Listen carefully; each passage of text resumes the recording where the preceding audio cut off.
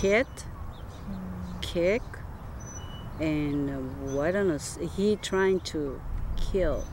Usually he forced me with the gun to do something that make me feel like scared and nervous. I remember the times that he would make my son wear long sleeve shirts just to hide all those bruises.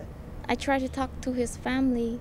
It's like, you here, you grown up, you married, you got to deal with this. No cars, no English, so that I can leave him.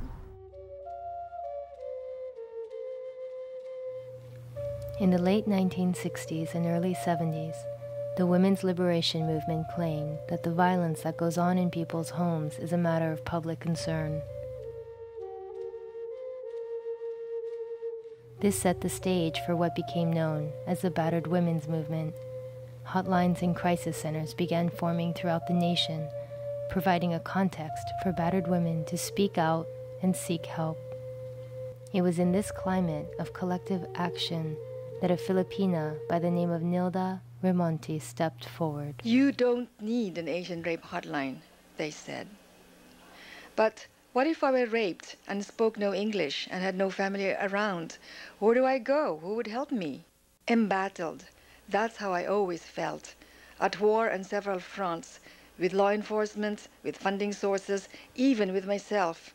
Hardest of all was war with the API communities. Drop the word rape from your hotline's name, they said, after I opened in Los Angeles the first 24-hour rape service in the United States for APIs.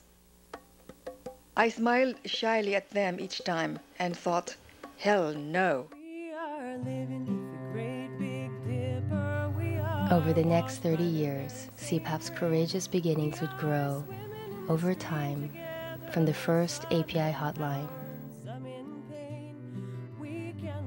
to the first safe shelters in the country specialized in working with API survivors, to one of the first shelter-based violence prevention programs, which today serves over 1,000 child and youth survivors annually in shelters and in the community.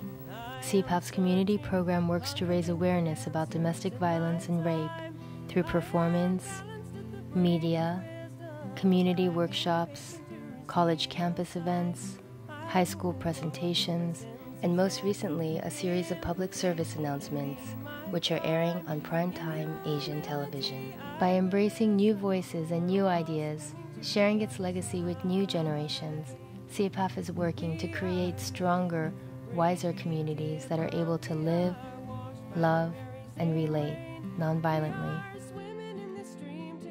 CPAF continues to receive over 2,000 calls a year through its hotline. Incidents of domestic violence and rape continue to challenge our communities. And yet, as in CPAF's own personal story from the very first and only API hotline in the country, to now an expanding community intervention and prevention program, over time, little by little, information, support, and resources maintained day after day, year after year, have the power to grow into a broad network of safety and hope, encouraging community, renewal, and change.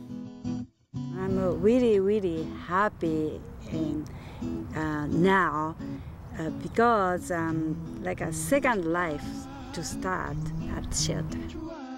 I think that CPAF, I feel like God help me here, something like that, Yeah. What I learned the most is I'm stronger.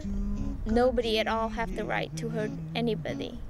For a young age and nobody at all, no family, no sister, no brother, no relative, and I'm survived until now, and I'm happier. And I just want to let CPAF know that without your guidance, without your direction, I wouldn't have gone this far. I'm crying. This is not crying because I'm sad or what. Every time I cry now, it's for gratitude. It's just to show my appreciation, and these are tears of joy. And to all the people who I have not met, who have helped me through my plight also, like your sponsors and everything. I mean, they have the biggest hearts in the world, because I wouldn't have done it alone. So Thank you. One referral, 1 hour of volunteering, one effort to learn a little more about the issue, one donation is an act of change. Join CPAF in its 30-year legacy of voices rising to end gender violence.